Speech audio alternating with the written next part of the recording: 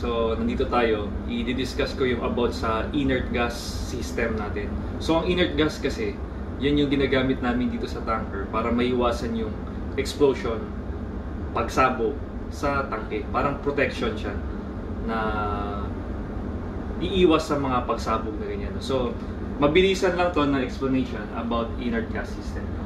So, may flue gas tayo. Flue gas, galing dito sa boiler natin. Bababa siya sa scrubber.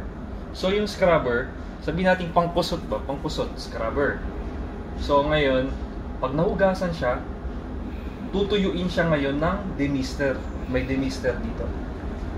And then, pupunta siya sa IG fans.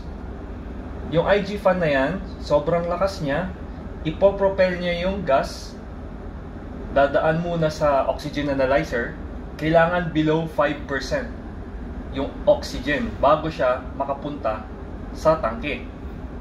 So, let's say 5% below na siya. Itutulak na siya ng mabilis papunta sa tangke. Pero dadaan muna siya sa deck seal. Yung deck seal parang selyo. So, dito magbabubbles dyan and then aangat papunta na sa mga cargo oil tanks natin. So, yung deck seal na to, nagsiserve siya na parang selyo para yung mga hydrocarbon gases, in case na gusto niyang bumalik papunta sa engine, hindi na siya makakabalik kasi may selyo na eh. Parang sa ating inidoro sa mga bahay, merong tayong tubig, di ba, sa toilet.